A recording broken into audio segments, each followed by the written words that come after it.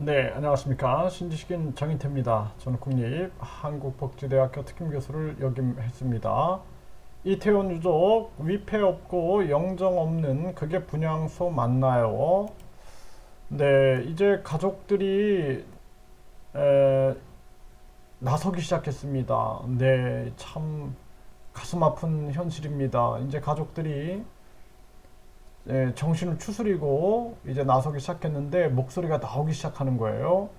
그동안 축소 논란이 굉장히 많았죠. 네, 그래서 이태원 참사 유족 위패 없고 영정 없는 그게 분향소 맞나요? 네, 이러면서 목소리를 내고 있습니다. 네, 참 가슴이 아파요. 네.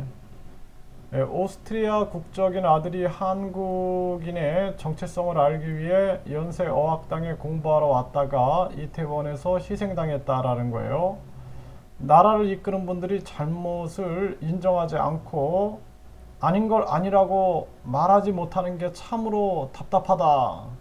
네, 이게 아닌 걸 아니라고 말하지 못하는 지금 사회 풍토가 만들어지고 있습니다. 이게 굉장히 위험한 건데요.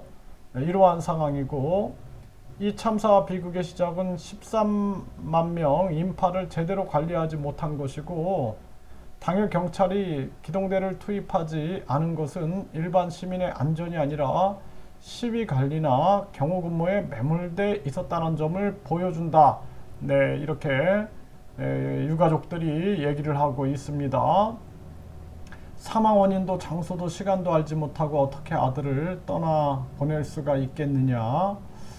네, 이렇게 목소리를 내고요. 정부는 유가족들의 모임을 구성하지도 심리적인 안정을 취할 공간을 확보하지도 않았다라는 거예요. 사실 유가족들이 모임을 가져서 서로 공감을 해야 됩니다. 공감. 이게 굉장히 중요한 건데 동병상련이라 그러죠.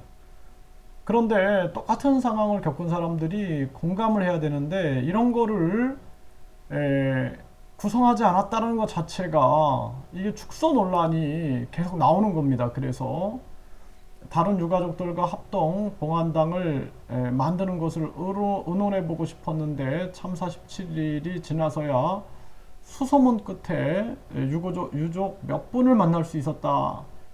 참사 17일 지나서 이랬다라는 것입니다. 이게 있을 수가 없는 일이에요. 네. 또 정부가 설치한 합동 분향소에 저희 동의 없이 위패 없고 영정 없는 분향소를 설치해 2차 가해를 했다라는 거예요. 정말 이게 너무나 이상했잖아요. 우리 국민들이 그게 분향소 맞는가? 그런 분향소를 보셨나? 저는 못 봤다. 이렇게 질책을 하고 있습니다. 정말 가슴 아픈 일이 아닐 수가 없고요. 지금이라도 유가족들이 모임을 구성해야 합니다. 모임을 구성하고 심리적 안정을 취할 그러한 공간을 확보해야 한다는 게 중요한 거고 가장 중요한 것은 가족들이 만나서 동병상련의 마음을 나누는 것이 굉장히 중요한 부분입니다.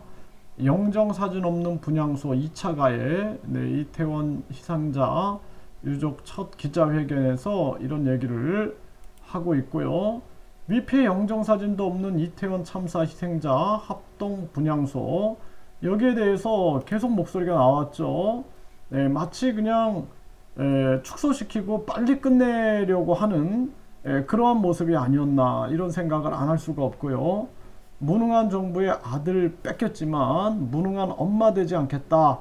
네, 이렇게 부모들이 목소리를 내고 있습니다. 네, 참 가슴 아픈 일이 아닐 수가 없습니다. 네. 정말 보면 볼수록 가슴이 아픕니다. 네, 그래서 6가지 조항을 유족들이 얘기를 했는데요. 대통령의 진정한 사과, 참사 책임이 정부, 지자체, 경찰에 있다는 입장을 명확히 밝혀야 된다.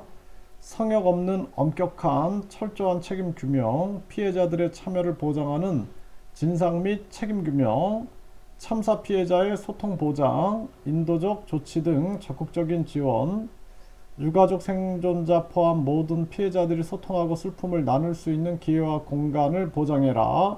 굉장히 중요한 거예요. 희생자들에 대한 온전한 기억과 추모를 위한 적극적 조치. 네, 정부는 공개를 희망하는 유가족의 의사를 확인한 후 공개 가능한 희생자 이름을 공개해야 한다. 2차 가해를 방지하기 위한 입장 표명과 구체적 대책의 마련을 요구하고 있는 그러한 상황이고요. 네, 적극적으로 진짜 우리 국민들이 관심을 가져야 된다. 네, 영정 위패 없는 분양 소설 시 회개한 일이다. 이런 목소리 비판이 나왔죠. 네, 이태원 참사 지난 5년간 영정 위패 없는 유일한 사례다. 그동안 계속 이러한 목소리가 나왔던 것입니다. 신기한 일이 벌어진 거죠. 신기한 일이. 네, 그래서 이제 유가족들이 나서기 시작했기 때문에 진짜 유가족들의 진정성 있는 목소리가 나오고, 정치권은 이것을 정치적으로 이용하면 안 되고, 정부도 진정성, 자기 자녀가 이렇게 죽음을 당했다라고 생각을 하고 진정성으로 임해야 되고, 총리부터 사임해야 한다. 저는 그렇게 말씀을 드리고, 이상민은 당연히 사임해야 할 사람이고요. 경찰청장도 당연히 책임을 지고 사임해야 한다 말씀을 드립니다.